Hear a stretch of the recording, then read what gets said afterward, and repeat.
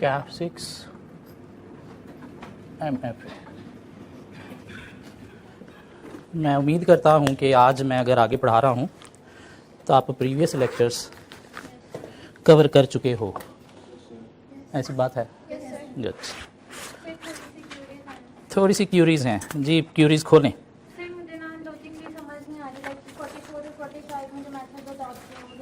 44 और 45 में जो मेथड अडॉप्ट किया गया है मुझे समझ नहीं आ रहा जी। क्वेश्चन 44 में आएंगे ज़रा, क्वेश्चन 44 में आएंगे ज़रा।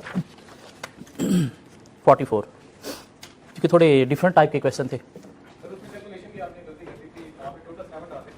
क्वेश्चन 44 में आए प्लीज़। हाँ, वो 7 की बजाय 100 मार्केट वैल्यू आनी थी। हाँ, 9.1 ही आंसर आ रहा था। ठीक हो गया, डिवाइड बाय 100 मार्केट वैल्यू करनी थी वो क्वेश्चन में। क्वेश्चन नंबर कौन सा था वो क्वेश्चन नंबर कौन सा था? वो क्वेश्चन नंबर कौन सा था? कोई अच्छा सा क्वेश्चन था ना?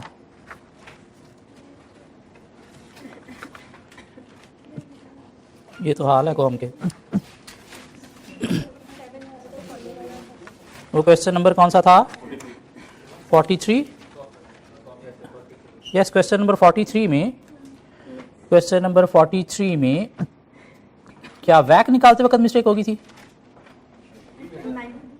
या केडी निकालते वक्त मिस्टेक होगी?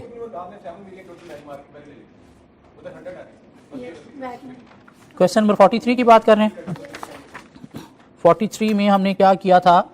इक्विटी हमने निकाल ली थी 14.6 मिलियन। क्या कह रहा है? 14.6 मिलियन हमने इक्विटी निकाल ली थी और डेट हमारे पास 7 था। क्यों 7 निकला? डेट 7 क्यों निकला? क्योंकि उसकी बुक वैल्यू भी 7 है और मार्केट वैल्यू भी 7 है। बुक वैल्यू 7 है और 100 वाले फेस वैल्यू की मार्केट वैल्यू 100 थी, तो इसलिए 7 ही रहा। KE हमने फाइंड किया 12.53% और KD प्री टैक्स दिया गया था कितना? 13%। तो हमने 1 माइनस 30% करके 9.1% KD निकाल लिया था। ऐसे ही है। और उसके बाद वैक निकाल लिया था 14.6 मिलियन हमारे पास इक्विटी है, 12.53% हमारे पास कॉस्ट ऑफ इक्विटी है, 7 मिलियन डेट है, 9.1% हमारे पास कॉस्ट ऑफ डेट है, तो वैक निकला था 11.42%। मसला क्या था इसमें? ये तो सीधा क्वेश्चन था। क्वेश्चन 44 में मसला है जी। क्वेश्चन 44 क्या कहता है? क्वेश्चन 44 कहता है जी कि कंपनी एक 3 लाख की इन्वेस्टमेंट करने जा रही है जिस पे 125,000 का रिटर्न मिलेगा और ये इन्वेस्टमेंट कहाँ से करनी है? कंपनी के पास पैसे नहीं है, शेयर होल्डर से पैसे मांगा, उन्होंने कहा भाग जाओ। बैंक के पास डेट जाने की ऑप्शन नहीं है, तो शेयर होल्डर इस चीज़ पे मान गए कि आप हमारा जो फोर्थ कमिंग डिविडेंड होगा उसमें से पैसे ले लेना। ठीक हो गया? यहाँ तक बात समझ आती है कि फोर्थ कमिंग जो डिविडेंड होगा उसमें से इस इन्वेस्टमेंट का 3 लाख ले लेना। ठीक हो गया? दिस मीन हमने शेयर होल्डर से के डिविडेंड से पैसा लेना है। क्या कहला है? कितना? 3 लाख। ठीक हो गया? शेयर होल्डर हमारे पास हैं कितने? 5 मिलियन। दिस मीन हमने ये 3 लाख लेना है 5 मिलियन शेयर होल्डर से, उनके डिविडेंड से। क्या कहला है? तो कितना हमने शेयर होल्डर से, पर शेयर होल्डर कितना लेना है? 0.06 हमने पर शेयर होल्डर लेना है। ये बात समझ आती?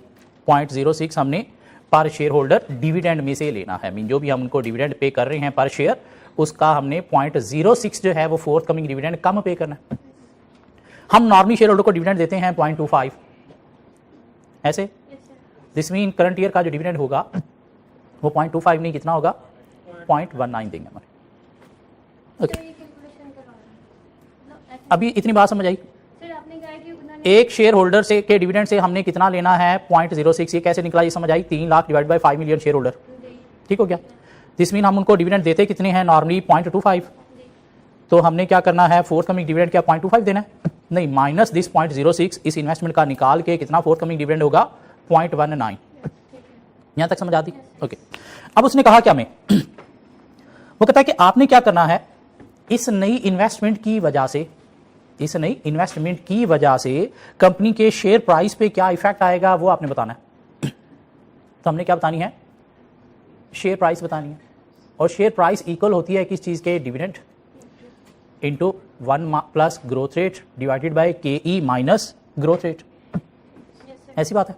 क्या कहला? Dividend divided bye dividend into 1 plus growth rate divided by K E minus growth rate. तो के ई किसके इक्वल होगा? के ई क्या क्वेश्चन में गिवन है? पहले तुम्हें के ई फाइंड करना पड़ेगा ना। अगर हमने मार्केट वैल्यू पर शेयर निकालनी है इस नई इन्वेस्टमेंट की वजह से, तो पहले हमें के ई भी तो चाहिए। क्या के ई क्वेश्चन के अंदर गिवन है? नहीं।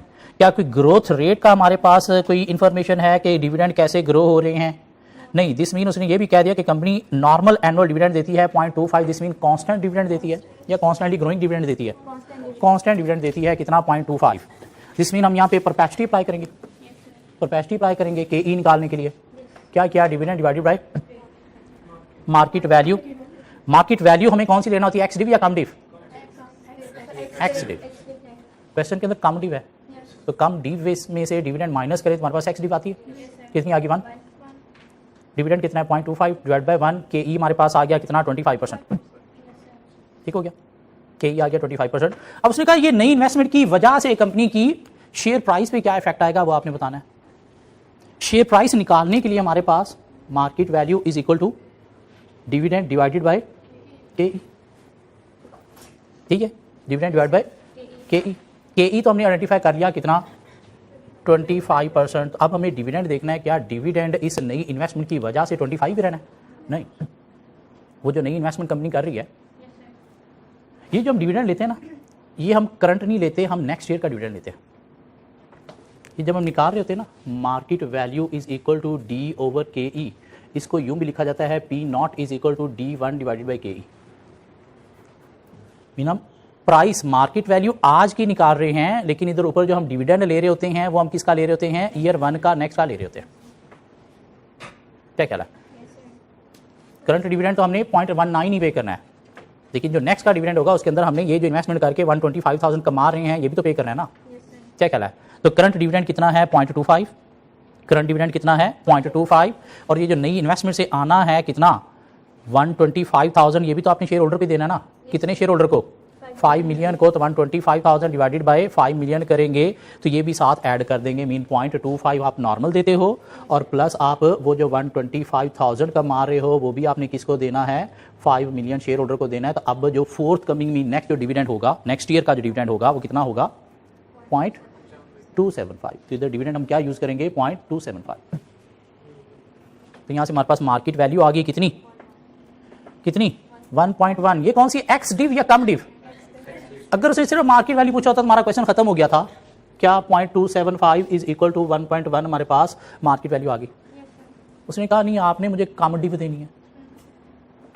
एक्स डिव में डिविडेंड ऐड करें तो कम डिव होता है, कम डिव से डिविडेंड माइनस करें तो एक्स डिव होता है। तो इसमें आप जो है वो करंट डिविडेंड आपने कितना देना है वो हमने ऊपर देख लिया। फोर्थ कमिंग डिविडेंड क्या था करंट ईयर का? 0.19 ऐड कर देंगे तो क्या आ गया? 1.29। ये क्या आ गई? कम डिव। ये क्या थी? X div. उसने हमसे ये मांगी है तो निकाल के दे देंगे। अदरवाइज यहाँ तक तो कहानी आसान थी। क्या कह रहा है? हाँ, ये एक चीज़ शायद हमारे दिमाग में नहीं थी कि हम जब करंट मार्केट वैल्यू निकाल रहे होते हैं तो उसके ऊपर हम डिविडेंड कौन सा लेते हैं? नेक्स्ट लेते हैं। कौन सा लेते हैं? नेक्स्ट लेते हैं। इवन जब ग्रोथ रेट भी हो तो हम क्या करते हैं? डी इंटू 1 प्लस जी। वो 1 प्लस जी हम क्यों साथ अटैच कर रहे हैं कि ग्रोथ के बाद नेक्स्ट का डिविडेंड होगा। ये मीन प्राइस हम 0 की निकाल रहे होते हैं, लेकिन डिविडेंड हम कौन सा ले रहे होते हैं? नेक्स्ट वाला ले रहे होते हैं। क्या ख्याल है? आप समझ आता है? 45 और 44 अब क्लियर है? क्या ख्याल है? क्या भी मसला है? के ही नहीं था वो हमने निकाला। क्यों? हमें मार्केट वैल्यू निकालने के लिए के ही चाहिए होता है। वो डाटा जो गिवन था उसके अकॉर्डिंगली निकाल लिया। ठीक हो गया? उसने कहा ये नई इन्वेस्टमेंट की वजह से शेयर प्राइस पे क्या इफेक्ट आएगा। तो नई इन्वेस्टमेंट की वजह से डिविडेंड भी तो नया होगा नेक्स्ट। तो नेक्स्ट डिविडेंड हमने ले लिया, के ई पे डिवाइड किया तो ये मार्केट प्राइस होगी। क्या ख्याल है? अभी करंटली एक्स डी 1 चल रही थी, अभी करंटली एक्स डी 1 चल रही थी, नई इन्वेस्टमेंट की वजह से 1.1 हो जाएगी। उसने कहा नहीं कम डी बताओ, तो उसमें जो फोर्थ कमिंग डिविडेंड होगा 0.19 वो ऐड कर देंगे। फोर्थ कमिंग डिविडेंड 0.19 क्यों होगा? क्योंकि 0.06 हमने वो इन्वेस्टमेंट का भी तो डिविडेंड से ही निकालना है। नॉर्मल 0.25 होता है तो 0.06 माइनस करके क्या आएगा? Fourth coming dividend 0.19। क्या ख्याल है? मीन करंट ईयर में हम डिविडेंड इतना पे कर रहे होंगे, कितना? 0.19। हाँ, नेक्स्ट ईयर में हम जो डिविडेंड पे करेंगे वो कितना पे करेंगे? वो हम पे करेंगे 0.275। क्यों? नॉर्मली 0.25 पे करते हैं तो ये नई इन्वेस्टमेंट का भी तो हमने शेयर होल्डर को ही देना है। हाँ, करंट ईयर का 0.25 क्यों नहीं है? क्योंकि नई इन्वेस्टमेंट का हमने करंट डिविडेंड से निकाला है, इसलिए करंट डिविडेंड कितना पे कर रहे हैं? 0.19। आप समझ आती है? क्वेश्चन 45 था एक, क्वेश्चन 45।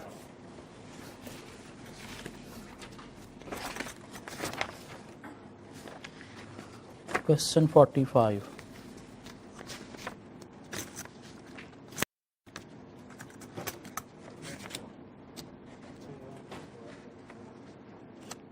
क्या कहता है? क्वेश्चन 45 कि ऑल इक्विटी कंपनी है जिसके शेयर की नॉमिनल वैल्यू 0.5 है, मार्केट वैल्यू 1.05 है, कंपनी ने 10 मिलियन जो है वो रेज किया है। कहाँ से रेज किया है? राइट इशू से रेज किया है, और विद सब्सक्रिप्शन प्राइस ऑफ ₹0.8 पर शेयर। दो मार्केट वैल्यू 1.05 है आपके शेयर की, लेकिन पार वैल्यू 0.05 है, तो आपने क्या किया है? राइट इशू किए हैं एट प्रीमियम 0.08 पे। क्या ख्याल है? ठीक बात है। कितने शेयर्स कंपनी के कितने हैं? 50 मिलियन है। यहां तक बात समझ आती है? कंपनी ने राइट इशू से जो है वो पैसा लिया है और उसके बाद एक प्रोजेक्ट में इन्वेस्ट कर दिया है। उस प्रोजेक्ट में लगाने से कंपनी को 2.5 मिलियन की एनपीवी भी मिल रही है, इतना बेनिफिट भी मिल रहा है। क्या ख्याल है? हमने कहीं पे एक क्वेश्चन किया था कि कंपनी को एक प्रोजेक्ट में सपोज इन्वेस्ट करना है कितना 1000 से, तो ये रिटर्न मिलेंगे। और अगर कंपनी 1000 का लोन लेके 10% रेट पे इन्वेस्ट करती है तो क्या कंपनी को इन्वेस्टमेंट करनी चाहिए? तो हमने देखा था वहाँ से 200 की पॉजिटिव एनपीवी आ रही थी, दिस मीन इन्वेस्टमेंट करनी चाहिए।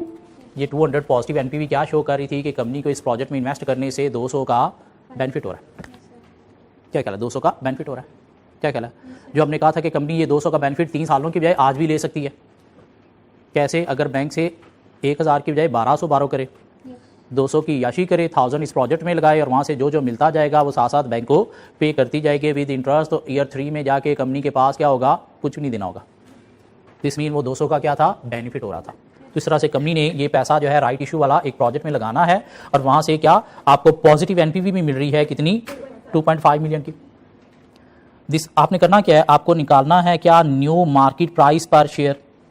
न्यू मार्केट प्राइस पर शेयर कंपनी की निकालनी है। तो हमने देखा जी कि कंपनी का जो इक्विटी की वैल्यू है, शेयर कैपिटल की वैल्यू है, 50 मिलियन शेयर्स हैं 1.05 से, तो 52.5 मिलियन ये है कंपनी के पास। उसके बाद आपने राइट इशू किए हैं तो 10 मिलियन ये भी हैं। ये जो 2.5 मिलियन का बेनिफिट हो रहा है ये रिटेन अर्निंग में जाता है। क्या ख्याल है? रिटेन अर्निंग भी इक्विटी का पार्ट होता है। क्या ख्याल है? तो टोटल इक्विटी आपके पास है कितनी? 65 मिलियन। कितनी? 65 मिलियन। क्या ख्याल है? डिवाइडेड बाय हम कर देंगे शेयर्स। तो शेयर्स हैं कितने आपके पास? करंटली 50 मिलियन है। राइट इशू आपने कितने इशू किए हैं? 10 मिलियन आपने जनरेट किया 0.08 से, दिस मीन 12.5 मिलियन आपने राइट इशू किए हैं। क्या ख्याल है? 50 मिलियन पहले शेयर थे, राइट इशू के बाद कितने शेयर्स और 12.5 मिलियन, तो टोटल मिला के ये हो गए 62.5 मिलियन शेयर। क्या ख्याल है? तो वो जो टोटल इक्विटी थी डिवाइडेड बाय आप क्या करो 62.5 मिलियन शेयर कर दो, तो 1.04 आपके पास क्या आ जाती है? प्राइस पर शेयर आ जाती है। मसला क्या है इसमें? हाँ, मसला कैसे? वो जो पैसा आ रहा है प्रीमियम के थ्रू वो भी कहाँ पे जाना है? इक्विटी का पार्ट बनना है। हाँ, बाकी क्वेश्चन में कोई मसला तो नहीं था किसी में? 49 क्वेश्चन 49 में मसला है जी। क्वेश्चन 49 में 49 या 54 में मसला है जी। 54 क्वेश्चन में आए प्लीज। क्वेश्चन 54 में आए जी। क्वेश्चन 54 क्या कहता है कि company has issued ₹20 million 7% debenture redeemable at par in 8 years time. Book value 20 million है, 7% कूपन रेट है, 8 ईयर टाइम पीरियड है। Interest is paid annually and qualify for immediate tax relief at 30% tax भी है।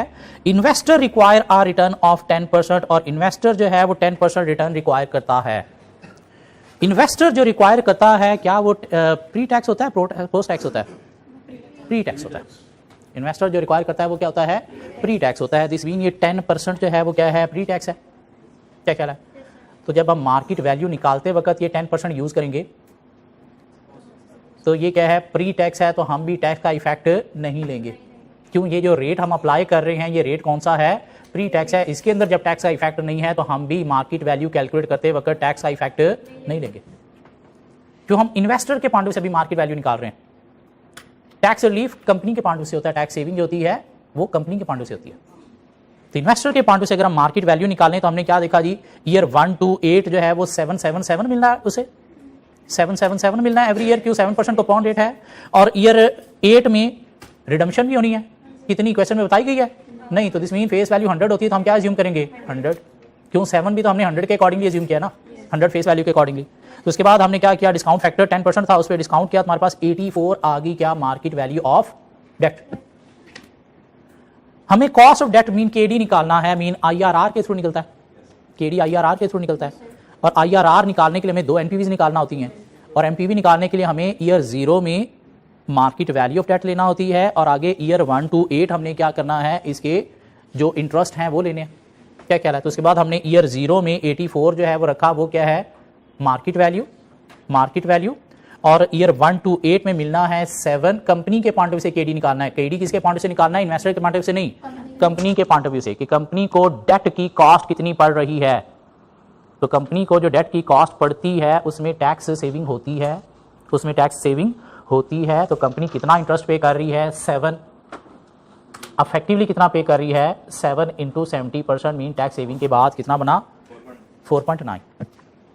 This mean year 1 to 8 में 4.9 interest है, 4.9 interest है, और year 8 में जाके 100 की रिडम्पशन भी है, ऐसे ही है। तो उसके बाद आपने क्या करना है, 2 डिस्काउंट फैक्टर पे एनपीवी निकालनी है। एक सपोज हम पहला 10% पे निकाल लेते हैं, 10% पे जब हम एनपीवी निकालेंगे तो 10% पे इसकी एनपीवी देखेगा नेगेटिव आएगी, किसी ने निकाली हो 11.21 नेगेटिव। दिस मीन अब हमें दूसरी पॉजिटिव एनपीवी चाहिए, तो डिस्काउंट फैक्टर रिड्यूस करना है या इंक्रीज करना है, रिड्यूस करना है। कितना रिड्यूस करो, 5% पे ले लो, 5% पे दूसरी एनपीवी निकालेंगे, वो कितनी आती सर 15.31। तो उसके बाद आईआरआर के फार्मूला में पुट करो तो आईआरआर कितना आता है, कितना आ रहा है आपका, IRR इज इक्वल टू छोटा a प्लस उसकी NPV into B minus A। आपने 10 और 5% पे निकाली हुई है, तो छोटा रेट है 5%, उसकी NPV पॉजिटिव कितनी 15.1 आपने बताइए सर, 15.35, 15.35 और 10% वाली की NPV क्या है 11.2 नेगेटिव थी, तो हमने ऐड कर दी नीचे, इंटू क्या हो जाएगा 5%। अब जरा IRR निकाल के देते मुझे,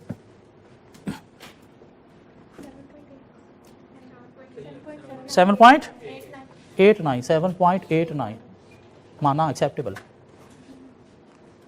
7.89%।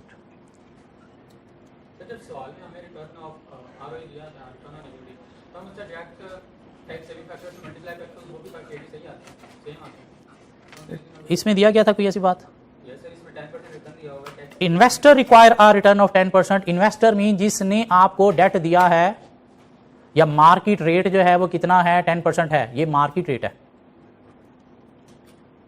ये मार्केट रेट है। आपने इशू किया है 7% वाला डिबेंचर, 7% वाला डेट, मार्केट में इन्वेस्टर कितना लेता है 10%, मीन आपने कम पे इशू किया है, तो इसलिए आपकी मार्केट वैल्यू 100 वाले की कितनी है 84 है। क्या कह रहा है, इसका मतलब क्या है, ये मार्केट रेट है जिसपे डिस्काउंट करके आप मार्केट वैल्यू ऑफ डेट निकालते हो, और इन्वेस्टर जो रिक्वायर कर रहा होता है उसके अंदर टैक्स का इफेक्ट नहीं होता। इस मीन आपका जो डेट है इन्वेस्टर के पॉइंट ऑफ व्यू से इसकी मार्केट वैल्यू कितनी है 84। आप बेशक 100 फेस वैल्यू वाला इशू कर रहे हो, लेकिन इन्वेस्टर इसका कितना देगा आपको 84, क्यों, उसका रिटर्न ज्यादा है, आपका रिटर्न, आपका इंटरेस्ट कूपन रेट कम है, इसलिए मार्केट वैल्यू 100 फेस वैल्यू वाले की कितनी निकली 84। ये किसके पॉइंट से देखा हमने, इन्वेस्टर के पॉइंट ऑफ व्यू से। अब जब हमने केडी निकालना है तो कंपनी के पॉइंट से देखना है कि हमने कितना डेट होल्डर को देना है कमा के, इसलिए हम केडी निकाल रहे हैं ना, कि हमने डेट होल्डर को कितना देना है कमा के। तो हमने जब देना है तो हमने 7% नहीं, हमने उसकी वजह से जो टैक्स सेविंग हुई है वो इफेक्ट भी इनकॉर्पोरेट करना है। क्या ख्याल है, तो इंटरेस्ट हमने ठीक है 8 सालों में साथ देना है, लेकिन साथ टैक्स सेविंग माइनस करके अफेक्टिवली कितना देना है 4.9 हर 100 वाले डेट पे। तो उसकी हमने डिस्काउंटिंग कर ली, क्या ख्याल है, उसकी हमने डिस्काउंटिंग कर ली, और हमने 2 रेट पे डिस्काउंटिंग करके IRR निकाल लिया। ये क्या है, cost of debt. Mean investor 10% require करता है, हम 7% दे रहे हैं, तो कॉस्ट ऑफ डेट मीन हमने एक्चुअली कमा के देना कितना है इन्वेस्टर को 7.89% हर डेट पे। क्या कह रहा? मीन हमने आगे से जो कमा के डेट होल्डर को देना है, तो कितना कमा के देना है? 7.89% हमने कमाना है, फिर जाके डेट होल्डर हमसे खुश होगा। केडी क्या है? कॉस्ट ऑफ डेट कंपनी के पॉइंट ऑफ व्यू से, market value of debt investor के पॉइंट ऑफ व्यू से। और कोई क्वेश्चन सर? आगे कोई नई कहानियां आज स्टार्ट करें?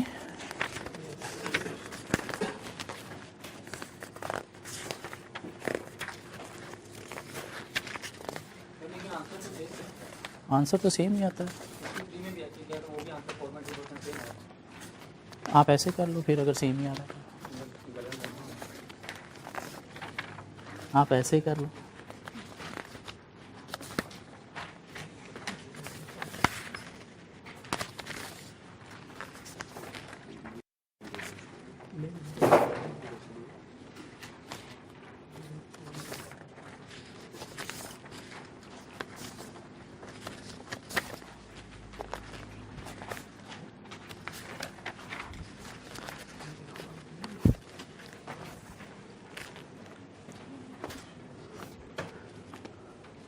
क्वेश्चन 56 का मुझे आंसर दे देंगे प्लीज। क्वेश्चन 56 का आंसर दे देंगे please.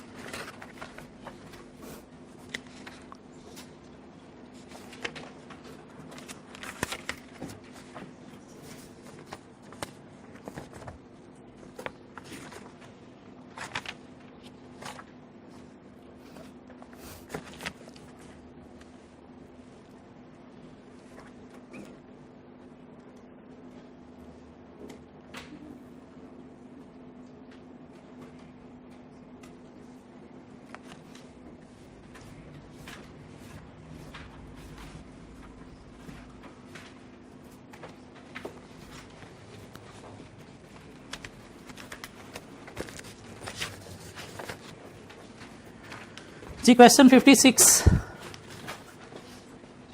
Tomato Limited paid a dividend of 25 each this year. The current return to shareholder of companies in the same industry is 12%. What is this? KE. Although it is expected that an additional risk premium of 2% will be applicable to the company. लेकिन company को शायद company high risky है, इसलिए company को 2% additional भी देना है। Mean company के लिए KE कितना होगा? 14%। 14%। क्या ख्याल है? ये बात समझ आई? सीख रहे हैं। So being a smaller and unquoted company, इसलिए कंपनी को क्या करना है? 2% एक्स्ट्रा देना है। मीन नॉर्मली शेयर होल्डर 12% लेते हैं, लेकिन कंपनी चूंकि हाई रिस्की है तो कंपनी को शेयर होल्डर तभी इन्वेस्ट करेंगे अगर कंपनी 2% एक्स्ट्रा देगी। तो मीन KE कितना हो गया कंपनी के पॉइंट ऑफ व्यू से? 14%। Compute the expected value of Tomato Limited.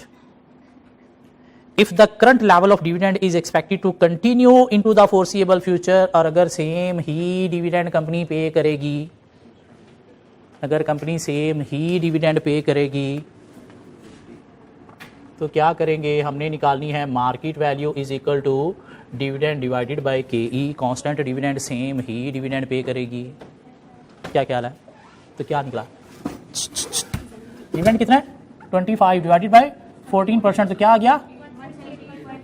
1।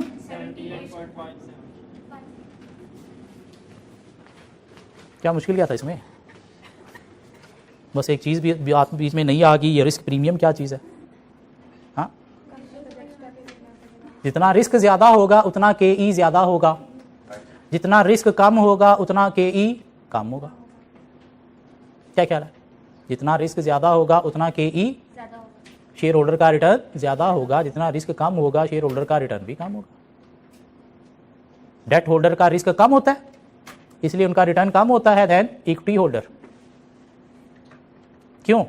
उन्हें सिक्योरिटी है कि हमें हमारा पैसा वापस मिलेगा ही मिलेगा, और कंपनी चाहे जिए मरे हमें हमारा इंटरेस्ट मिलेगा ही मिलेगा। शेयर होल्डर को सिक्योरिटी नहीं है कि हमें हमारा पैसा मिलेगा ना हमने देना है, उन्हें लेना है तो शेयर बेच के ले लें, हम तो नहीं देंगे। और ये भी उन्हें कॉन्फिडेंस नहीं है कि हमारा रिटर्न जितना है इतना ही मिलेगा। क्यों? उनको कहाँ से मिलना है? डिविडेंड से मिलना है। प्रॉफिट होगा तो मिलेगा, नहीं प्रॉफिट तो नहीं भी मिलेगा। आप 16% कहते हो सकता है प्रॉफिट ज़्यादा हो गया तो हम आपको 20% भी दे सकते हैं। प्रॉफिट कम हुआ तो हो सकता है 16% जो है हम आपको 10% देंगे। लॉस हुआ तो हो सकता है हम आपको बिठा के चाय पिला के थैंक यू सो मच कह देंगे। इसलिए इक्विटी होल्डर का रिटर्न ज़्यादा होता है, डेट होल्डर का रिटर्न कम होता है। इक्विटी होल्डर का रिटर्न ज़्यादा क्यों होता है? क्योंकि इन्वेस्टमेंट का रिस्क ज़्यादा होता है।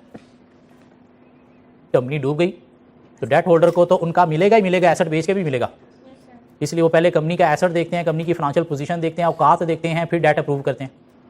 क्यों? इतना हम ले लेंगे, कंपनी डूब गई तो एसेट बेच के ले लेंगे, लेकिन शेयर होल्डर को कुछ बचा तो मिलेगा, नहीं बचा तो नहीं भी मिलेगा। तो इसलिए उनका रिटर्न ज़्यादा होता है, डेट होल्डर का रिटर्न कम होता है। Mean debt low risk investment है एक इन्वेस्टर के पॉइंट ऑफ व्यू से, इक्विटी इन्वेस्टर के पॉइंट ऑफ व्यू से हाई रिस्क इन्वेस्टमेंट है। इसलिए इक्विटी का रिटर्न इन्वेस्टर ज़्यादा मांगते हैं, डेट का रिटर्न कम मांगते हैं। क्यों? रिस्क लो होता है। ये बात समझ आती है? ओके, पार्ट बी आंसर दे दें प्लीज़ मुझे। फिर 260 क्यों? क्योंकि ग्रोथ आ गई। तो क्या करेंगे? Market value is equal to dividend into 1 plus G divided by K E minus जी। इसको मैं यूं कह सकता हूं, P not is equal to D1 divided by K E minus G. What is mean by D1? Next dividend. Next dividend का मतलब क्या? Growth के साथ नेक्स्ट डिविडेंड ना। क्या ख्याल है? आज का जो डिविडेंड है उस पर ग्रोथ रेट अप्लाई करोगे तो यहां से क्या आएगा? नेक्स्ट ईयर का डिविडेंड। हम अभी कहां पे हैं? करंट पी नॉट में। मार्केट वैल्यू निकाल रहे हैं किसकी? करंट पी नॉट की। डिविडेंड कौन सा ले रहे हैं? उसमें ईयर 1 का डिविडेंड ले रहे हैं। कैसे ईयर 1 का डिविडेंड ले रहे हैं? Current dividend into 1 plus growth. Growth का मतलब क्या? ग्रो हो के नेक्स्ट में इतना होगा ना। क्या कहला? कितना ग्रोथ रेट है? 4%। तो इसको हम यूं भी कह सकते हैं कि करंट डिविडेंड है 25 इंटू 1.04। हाँ, कि 4% से ग्रो होके करंट का 4% से ग्रो होके कितना बनेगा? क्या कह रहा है? आज की वैल्यू ये है तो 10% से ग्रो होके कितनी बनेगी? तो इंटू 1.10 कर देंगे, डिवाइड बाय के ई कितना था? 14% माइनस 4% कितना निकला?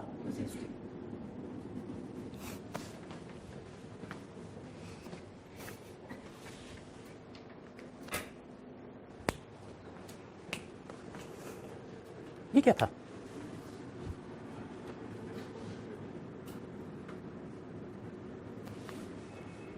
P not is equal to D1 divide by K. हाँ, किसी चीज़ की अगर हमने मार्केट वैल्यू निकालनी हो, सपोज एक बिल्डिंग है, उसकी अगर हमने मार्केट वैल्यू निकालनी है तो कैसे निकालेंगे? एक बिल्डिंग की हमने मार्केट वैल्यू निकालनी, कैसे निकालेंगे? फेयर वैल्यू उसकी ले लेंगे। कहाँ से ले लेंगे? किसी एक्सपर्ट को बुलाएंगे, वो हमें फेयर वैल्यू निकाल के दे देगा। क्या ख्याल है? वो कैसे फेयर वैल्यू निकाल के दे देगा? हाँ, वो कैसे निकाल के दे देगा? एक बिल्डिंग इधर गार्डन टाउन की मेन रोड पे जहाँ पे हमारा कॉलेज है, तो उसकी वैल्यू करोड़ों में है।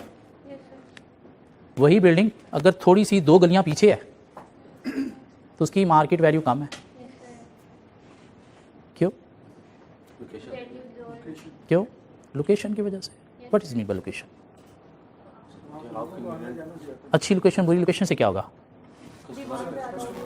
डिमांड ज़्यादा होगी या बेनिफिट्स ज़्यादा होंगे अच्छी लोकेशन की वजह से, बुरी लोकेशन की वजह से बेनिफिट्स कम होंगे। क्या ख्याल है? तो हम ये कह सकते हैं कि मार्केट वैल्यू जो होती है वो होती है present value of future benefits. क्या ख्याल है? मार्केट वैल्यू क्या होती है? Present value of future benefits होती है कि वो जो मेन लोकेशन पे उसके फ्यूचर बेनिफिट्स ज़्यादा हैं तो इससे उसकी प्रेजेंट वैल्यू ज़्यादा है। वो जो 3 गलियां पीछे है उसके फ्यूचर बेनिफिट्स नज़र नहीं आ रही या कम हैं, तो इसलिए उसकी प्रेजेंट वैल्यू क्या है? कम है। क्या कह रहा है? ये कहा जा सकता है कि मार्केट वैल्यू की चीज़ की मतलब क्या है? Present value of future benefits है या फ्यूचर कैश फ्लोज हैं। Present value of future benefits है या फ्यूचर कैश फ्लोज हैं। आइए 36 पढ़ा हुआ आप लोगों ने FR 1 में, वहाँ पे भी शायद आपने कोई एसेट की इस तरह से वैल्यू निकाली हुई थी। Present value of future benefits, value in use. क्या ख्याल है? उस तरह से ये जो कंपनी के शेयर की प्राइस है, शेयर प्राइस की मार्केट वैल्यू जो है ये भी क्या होती है? Present value of future cash flows होती है। या मैं ये कह दूँ present value of future dividends होती है, जो शेयर की बेस पर मिलना क्या है आपको, डिविडेंड मिलना। क्या ख्याल है? तो कंपनी की जो मार्केट वैल्यू है वो present value of future dividends होती है। डिविडेंड ग्रोथ जितनी ज़्यादा होगी उतनी मार्केट वैल्यू ज़्यादा होगी, डिविडेंड ग्रोथ कम होगी तो मार्केट वैल्यू भी क्या होगी, कम। क्या ख्याल है? ये जो हम निकाल रहे होते हैं ना मार्केट वैल्यू शेयर की कैसे, next dividend divided by KE, ये बेसिकली हम क्या निकाल रहे होते हैं, present value of future dividend निकाल रहे होते हैं कि फ्यूचर डिविडेंड लिया हमने, करंट नहीं। और प्रेजेंट वैल्यू कैसे आती है, डिस्काउंट करके। इसको हम डिस्काउंट कर रहे होते हैं किस पे, किसी रेट पे। वो रेट कौन सा है यहाँ पे, KE, एक रेट पे हम डिस्काउंट करके प्रेजेंट वैल्यू निकाल रहे होते हैं। क्या ख्याल है? और चूंकि हमें क्वेश्चन में गिवन होता है कि इतना डिविडेंड कंपनी देती है, कब तक, ताहयात, तो इसलिए परपेचुटी के थ्रू हम क्या करते हैं, इस तरह से प्रेजेंट वैल्यू निकाल लेते हैं कि ताहयात कंपनी ने इतना डिविडेंड देना है। क्या ख्याल है? ये परपेचुटी हमने अप्लाई की ना, ताहयात मीन पावर इन्फिनिटी होगी तो इक्वल क्या हो गया, 0 के 1। जिसकी पावर इन्फिनिटी हो वो किसके इक्वल होता है, 1 के या 0 के, 1 के या 0 के, 1 के इक्वल होता है। इन्फिनिटी 0 होता है, 0 होता है। तो हम कैसे डिस्काउंट फैक्टर कैसे निकालते हैं, 1 minus 1.1 raise to power infinity, suppose अगर 10% रेट है। क्या ख्याल है? तो जिसकी पावर 0 पावर इन्फिनिटी वो क्या हो गया, 0, तो 1 माइनस 0 क्या रह गया, 1। क्या ख्याल है? और हम क्या कर रहे होते हैं, जो कैश फ्लोज हैं, cash flow mean dividend into discount factor apply कर रहे होते हैं। क्या ख्याल है? डिस्काउंट फैक्टर अप्लाई कर रहे होते हैं, नीचे क्या होता है, रेट होता है। तो ये नीचे रेट रह गया और वो जो डी इधर मल्टीप्लाई हो रहा था वो ऊपर 1 के साथ मल्टीप्लाई होकर ऊपर आ गया। ये हमने बेसिकली कहाँ से निकाला है, परपेचुटी से ही निकाला। क्या ख्याल है? मीन क्या होगा ये, सपोज हम जो है वो P0 निकालने लगे हैं तो कैसे निकालेंगे, हम लेंगे जी D1 divided by KE raise to power 1 plus D2 raise to power KE2 plus D3 raise to power KE3 so on कहाँ तक, जब तक है जान। तो उस कैलकुलेशन को सिंपल बनाने के लिए मीन वो 100 ईयर्स भी अगर आप लाइफ एज्यूम कर लो तो उसके बाद भी आंसर वही आएगा जो हम इतने से निकाल रहे हैं।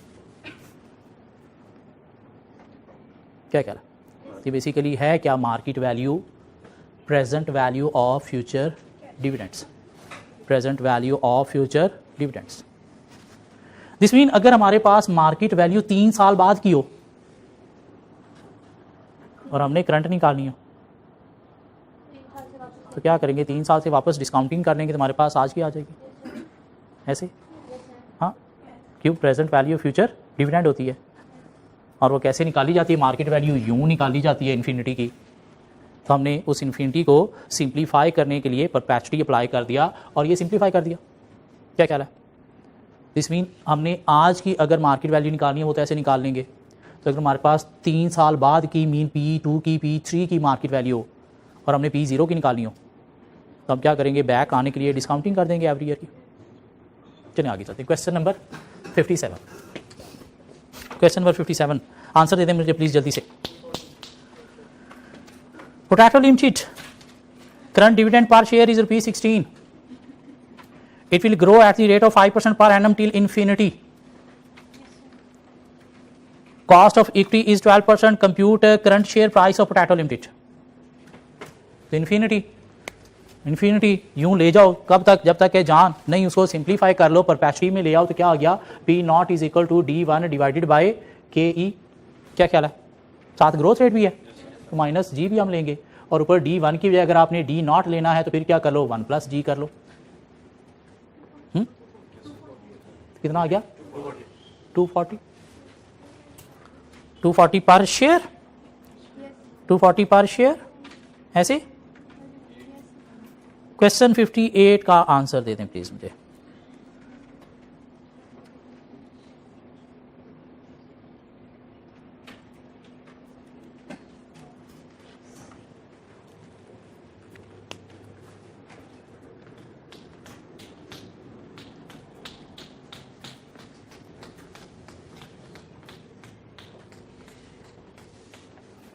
क्वेश्चन 58 का आंसर दे रहे हो आप मुझे।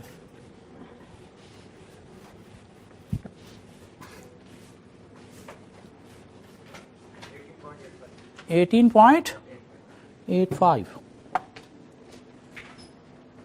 दो शहादतें और दे दो मुझे। 18.85 18.85 क्यों? मार्केट वैल्यू आपने पर शेयर क्या ली है? 35। क्यों? क्योंकि 40 कम डिव दी हुई थी, हमें एक्स डिव यूज करना होती है और डिविडेंड 5 उसमें से माइनस करेंगे तो मार्केट वैल्यू क्या आएगी? 35 आएगी। मीन हमने ये कैसे के ई निकाला है? डिविडेंड हमारा नॉर्मल कितना है? 5। ग्रोथ रेट क्या है? 4% divided by market value 40 minus 5 plus 4%, तो हमारे पास आ गई 18.85% क्या के ई। किसी का क्वेश्चन 58 का ये आंसर ना निकला हो? नहीं निकला? चलें जी, आज थोड़ी सी नई कहानी भी एक स्टार्ट करते हैं। Question 59, market value is equal to present value of future dividends, market value of share. क्या ख्याल है? अदरवाइज किसी चीज़ की मार्केट वैल्यू का मतलब क्या है? Present value of future cash flows या फ्यूचर बेनिफिट्स। ठीक हो गया? Okay. Question 59, Lilly Limited current dividend is rupees 5 per share. Current dividend 5 per share. Okay. Dividend will increase by 3% per annum for next 2 years, and then rise by 5% per annum till infinity. पहले 2 सालों का 2% growth rate है, उसके बाद 5% till infinity. If KE is a 12%, compute market value. If KE is 12%, compute market value.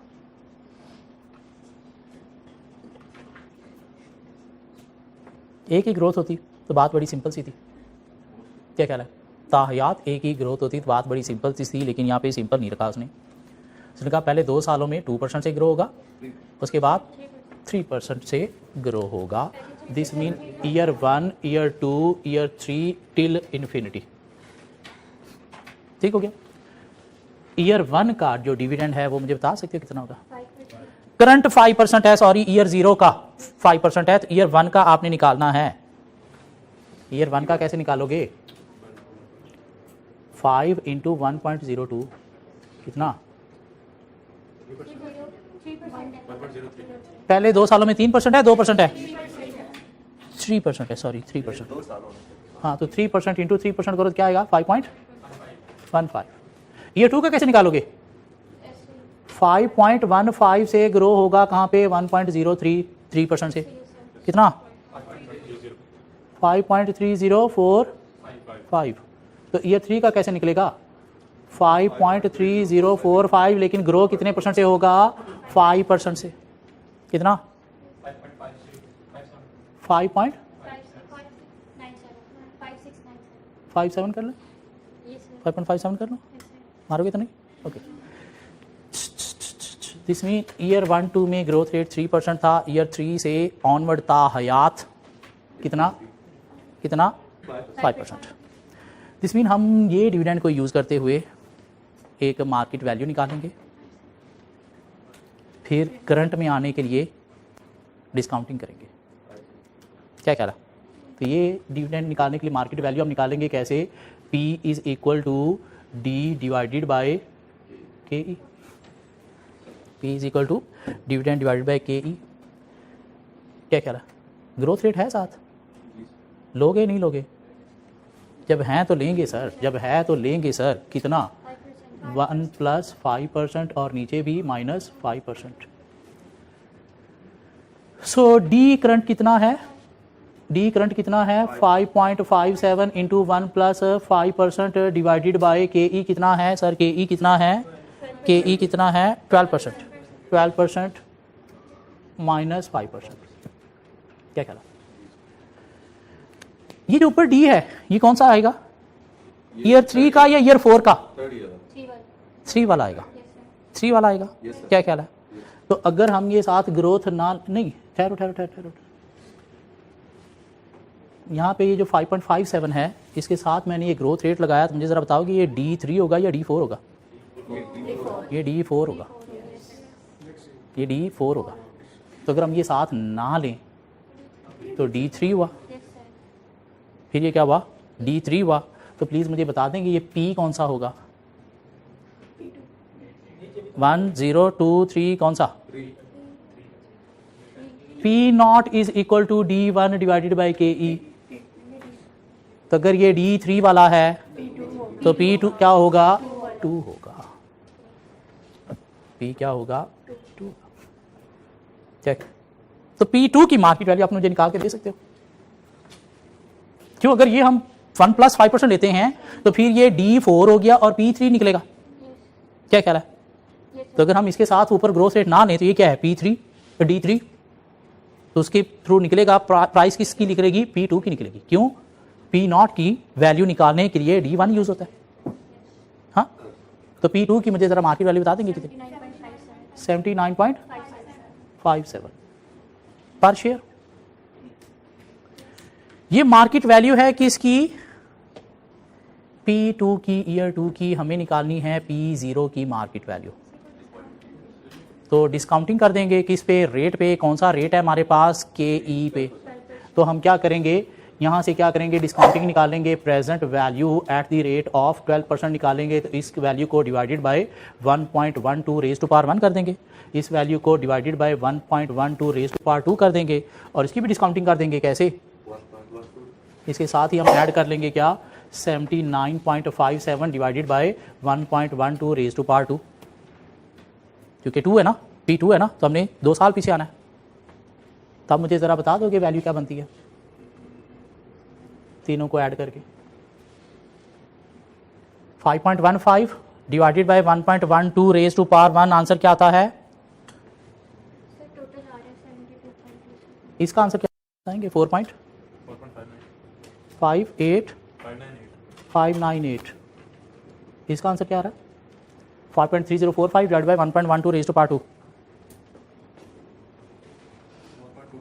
4.228 और इसका 63.4। Total क्या आ गया? 72.22। ये क्या आ गई? मार्केट वैल्यू जो आज की हमें चाहिए थी। 3 साल बाद, 2 साल बाद की क्या है? 79.57। क्या ख्याल है? अगर हम यहाँ पे साथ ग्रोथ रेट ले लेते तो ये आना था P3। क्या ख्याल है? फिर इसकी डिस्काउंटिंग हमने करनी थी 3 ईयर्स पे, फिर 1 2 3 इसकी भी फिर साथ करनी थी। इसलिए हमने ग्रोथ रेट नहीं लिया ताकि कैलकुलेशन हमारी क्या हो जाए? थोड़ी छोटी हो जाए, क्या कि ये P2 आ जाए तो सूरत में डिस्काउंटिंग हमारी क्या हो जाएगी? कम हो जाएगी। क्या ख्याल है? मीन प्राइस करंट की तो ऊपर डी कौन सा होता है? नेक्स्ट ईयर का। दिस मीन अगर ये आपने डिविडेंड लिया है ईयर 3 वाला, क्या ख्याल है? तो ये P कौन सा निकलेगा? ईयर 2 वाला। तो इसलिए हमने इसको वापस लाने के लिए क्या करना है? इसकी डिस्काउंटिंग करनी है किस पे? 2 ईयर्स पे। इसको हमने डिस्काउंट फैक्टर अप्लाई किया, तुम्हारे पास ये मार्केट वैल्यू आ गई। क्या होती है market value? Present value of future benefits mean future dividends. तो डिविडेंड जो फ्यूचर के हैं उनकी डिस्काउंटिंग करके हमने क्या निकाल ली? Present value mean market value.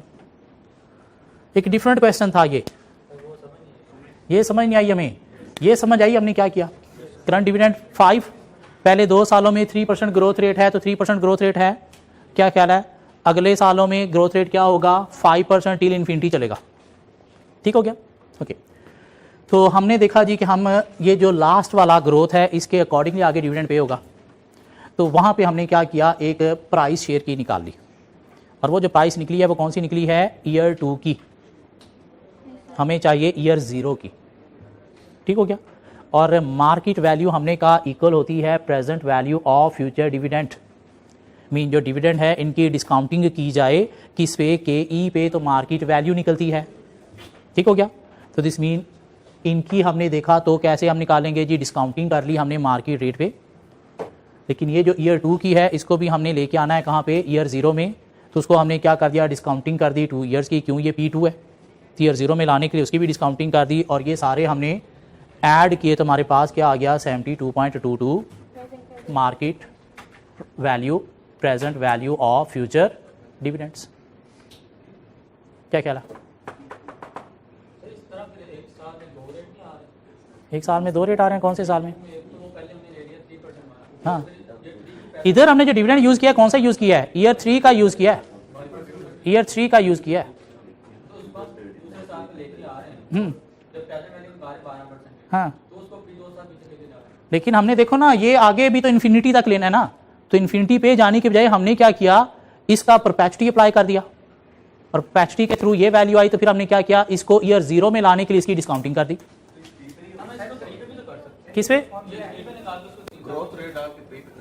Year 3 की निकाल लो। ईयर 3 पे निकालने के लिए फिर इसकी आप डिस्काउंटिंग 1 पे करोगे, इसकी 2 पे करोगे, इसकी 3 पे करोगे और फिर वो आगे परपेचुटी की फिर आप फर्दर 3 ईयर्स की करोगे। क्यों? Till infinity, till infinity. Future भी तो देखो ना, 3 सालों पे कर दोगे तो सिर्फ 3 साल का आ गया ना। आपने क्या 3 सालों की मार्केट वैल्यू निकालनी है? नहीं, फ्यूचर की निकालनी है। तो फ्यूचर की निकालने के लिए आपने क्या किया, यहां से जहां से ऑनवर्ड इन्फिनिटी चल रहा है वहां पे परपेचुटी के थ्रू मार्केट वैल्यू निकाल ली, फिर उसको अब ईयर 0 पे लाने के लिए उसकी क्या की, आपने डिस्काउंटिंग की।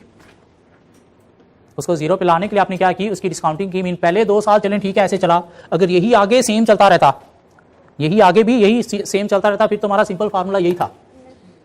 लेकिन आगे जब चेंज हो गया है तो चेंज के बाद से हमारा फार्मूला जो है वो ये अप्लाई हुआ। क्या ख्याल है? लेकिन ये कौन सी है? P2 की प्राइस। तो हमें जाना है कहाँ पे? 0 पे। तो इसकी डिस्काउंटिंग की तो 0 पे इसकी ये होगी, लेकिन वो जो पिछले हैं उनकी भी तो आपने डिस्काउंटिंग करनी है, तो वो आपने रेट से डिस्काउंटिंग की। तो अब ये ऐड करके हमारे पास ईयर 0 की मार्केट वैल्यू बनी। एक कंपनी जिसका डिविडेंड पहले 2 सालों में इस रेट से ग्रो होगा और उसके बाद 5% से ग्रो होगा टिल इन्फिनिटी। क्या चीज? ईयर 2 वाली बात समझ नहीं आई? ये बात समझ आती है? ये बात समझ आती है? ये बात समझ आती है? इसके थ्रू ये जो मार्केट वैल्यू निकली है ये कौन सी निकली है? P2 ईयर 2 की। हम करंट की मार्केट वैल्यू निकालना चाहते हैं, हम करंट की मार्केट वैल्यू निकालना चाहते हैं तो क्या करेंगे? इसकी डिस्काउंटिंग करेंगे।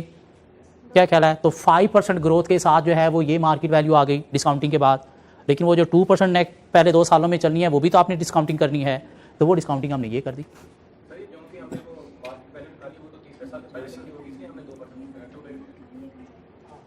ये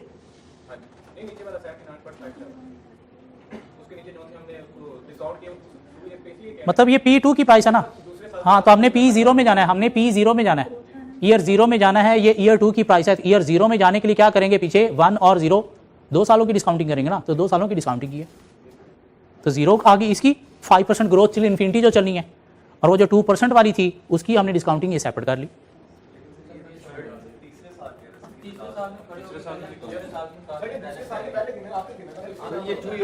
ये डिविडेंड जो है ये डिविडेंड है ईयर 1 का, इसके थ्रू निकलेगी P0, इसके थ्रू निकलेगी P1, इसके थ्रू निकलेगी P2, तो इसके थ्रू निकली है P2 की प्राइस।